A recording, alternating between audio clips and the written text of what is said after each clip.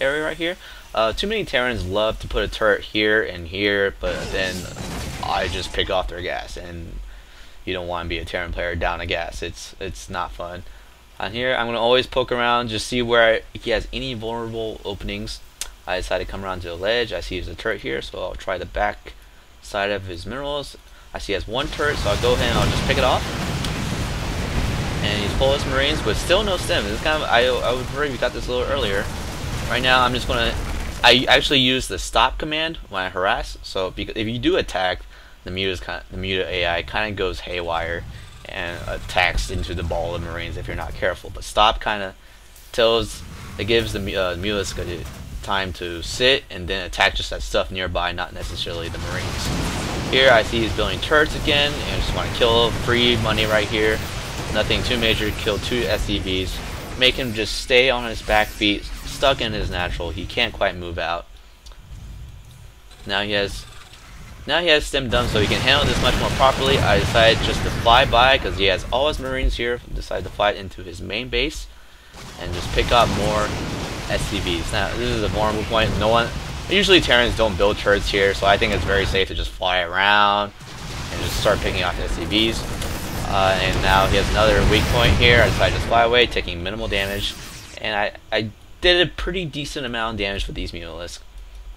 Here I'm taking my third and my goal expansion. This is always, a very simple expansion pattern. If you're spawning cross positions, just spawn like this, and you can just go ahead and expand across the map like that. I don't take this. I really should take this island more often, but I really don't use Nidus too much, or even drop until much later in the game.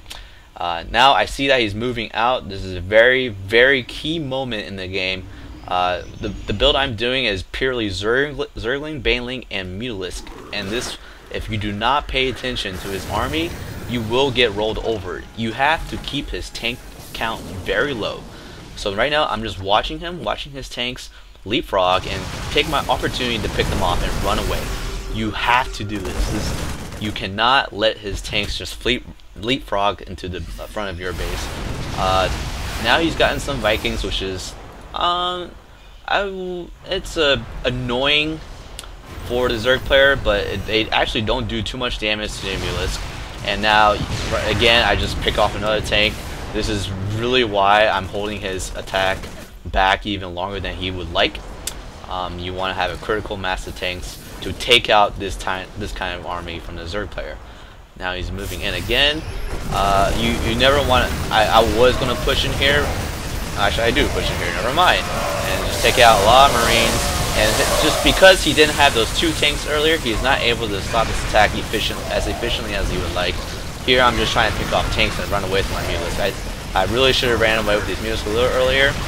But the most important thing is, with this kind of Marine medevac tank army, you want to pick off the tanks, because when those tanks hit a critical mass, you cannot. This strategy will not work. You have to keep an eye on their army. I really should not have engaged with these Marines with my Mutalisk. This is not cost efficient. Marines cost 50 bucks per, and my Mutalisk are freaking 100. But my main goal here was to take out this tank, to stop his push any longer. Actually, if he had these Marines in this fight, it would have been a lot closer from earlier. And now he's lost all his Marines and tanks. I can push these medevacs back, and now his tank Marine push is delayed just slightly as I re-macro up and get a lot more Banelings. I really should have pulled back here, but I really want to keep my Banelings safe. Go ahead, and I keep sensing this constant pressure, so it's very important that I don't, you gotta cut drones. You can't make any more drones with this kind of push. You really should have did this earlier. This is really smart, putting Marines into his medevacs when a stream of Zerglings and Banelings come rolling in. This way he can protect his Marines from the Baneling smash. He moved his watchtower. This is a really nice move, but he really should have moved a lot earlier, a lot later when he had more tanks, because it's hard to hold this tower when you only have 1 tank. He's kind of clearing out some space. I'm just waiting for all my production unit, my attack units to pop right now, so I can maximize my Baneling push here more effectively.